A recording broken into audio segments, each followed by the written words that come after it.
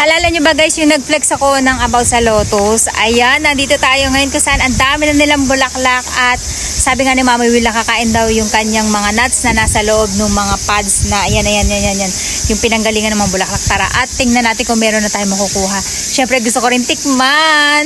Nakikita nyo yan? Lahat yan ay lotus. Ayan, may patubig talaga dito. Tapos yung ilalim niyan, hindi na yan hina-harvest. Ina-as-is na nila kung tutuusin. Napakadaming lotus na laman yan sa ilalim. Tapos, ito yung gusto kong hingin. Kasi may mga buto to sa loob. Pero bakit ito walang buto?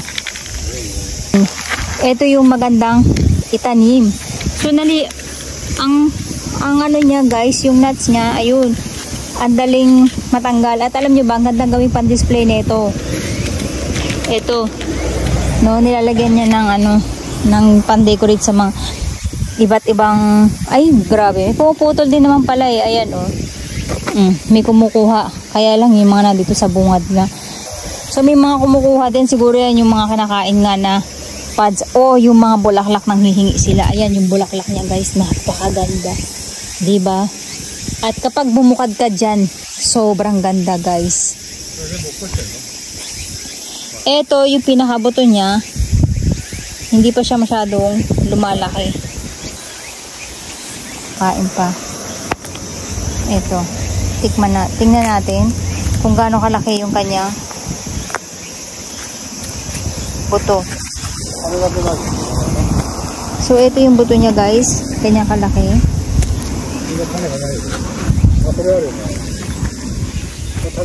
Ganito. Kaya lang hindi siya parang nuts. Ano to? Ibang variety ba to?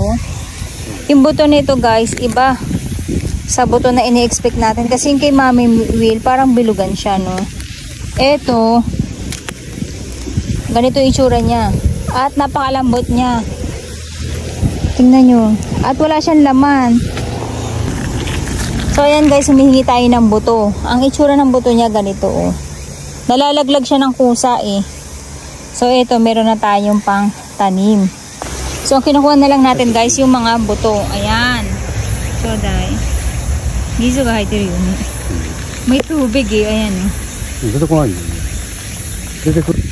So ayan guys, yung mga buto na lang yung kukunin natin. Ang dami na guys, at matatapos na yung kanilang season kasi magtataglamig na. So ayan, nakita nyo, lahat yan guys ay lotus flower na kung saan ay may buto. Tapos malalaglag na lang din ulit sila dyan, kaya dadamit. Napakaganda ng mga bulaklak yan eh. Kaya lang walang bukadkad ngayon. So ang nakikita natin ay yung mga nakasarado pa. Ganyan kalalaki yung bulaklak niya guys. So, tingnan nyo. Oh.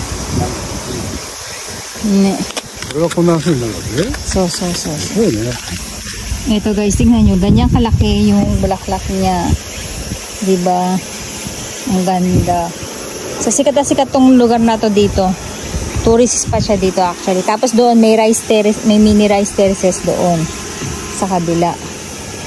So ayan guys, sad hindi siya katulad ng ina-expect natin na kinakain ni Mami Will na nagiging parang peanuts.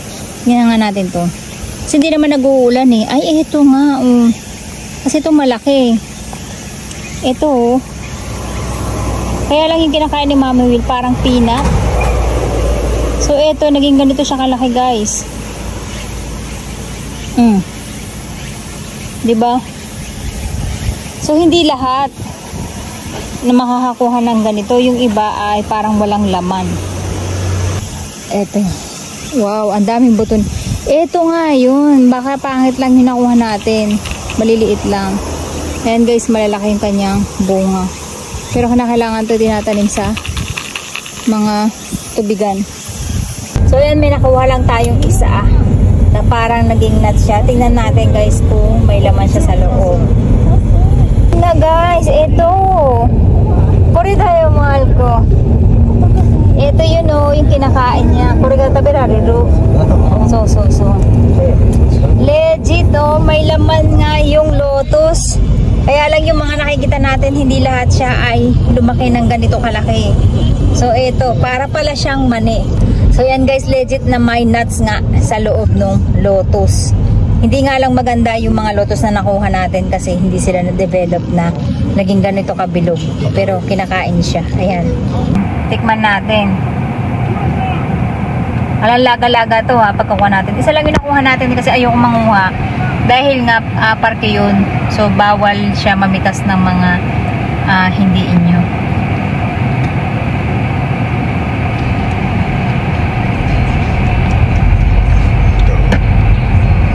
Kapait.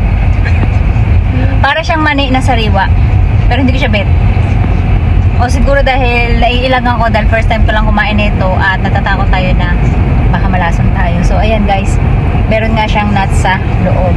Yun lang, pero hindi ko natututuloy.